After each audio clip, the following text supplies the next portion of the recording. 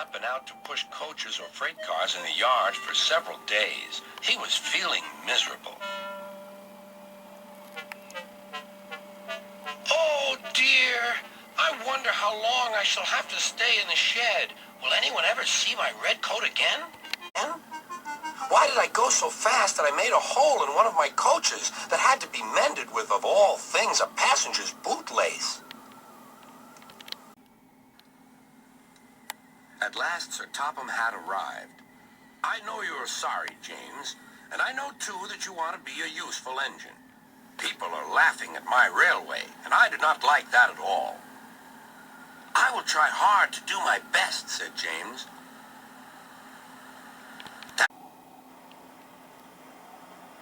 That's a good engine. There's nothing like determination.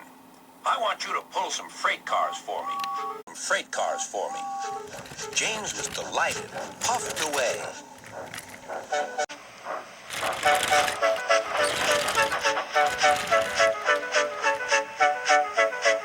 Here's your freight train, James, said Thomas.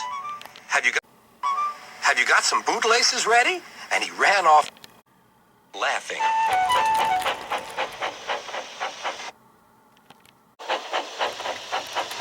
Oh, no, said the freight cars. We want a proper engine, not a red monster.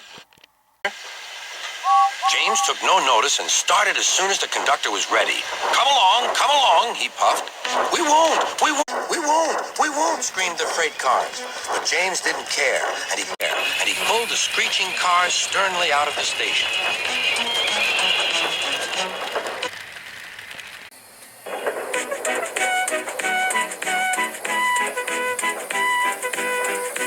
The cars tried hard to make him give up, but he still kept on.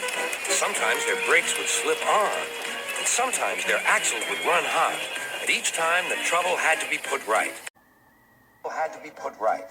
And each time James would start again, determined not to let them beat him. Give up, you can't pull us, you can, called the car.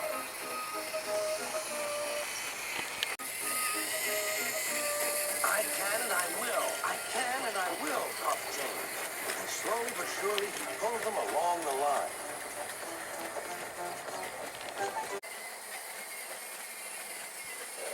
At last they saw Gordon's Hill.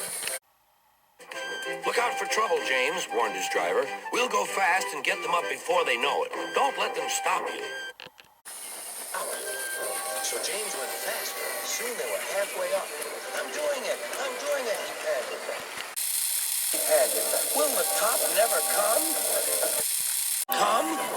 Then, with a sudden jerk, it all came easier. I've done it. Hooray! It's easy now. But his driver shut off steam. They've done it again. We've left our tail behind. Look. The last cars were running backwards down the hill. The coupling had snapped. But the conductor stopped the cars and got out to warn approaching engines. That's why it was easy, said James as he backed the other cars carefully down. What silly things freight cars are. There might have been an accident. Should I help you, James? Called Edward. No, thank you. I'll pull them myself. Good. Don't let them beat you. You're doing well, whistled Edward. James slowly struggled up the hill.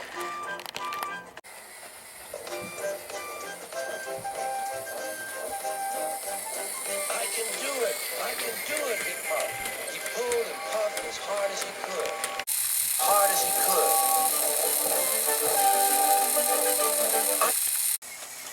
I've done it, he panted.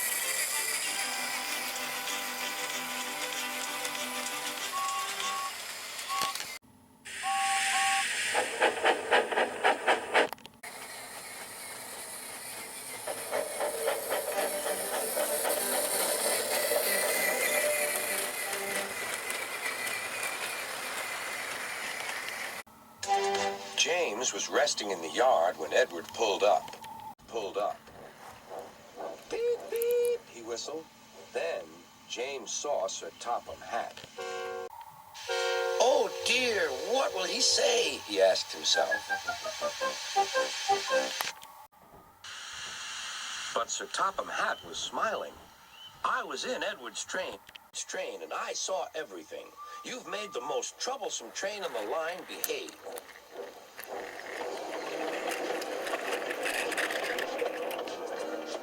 After that performance, you deserve to keep your red coat.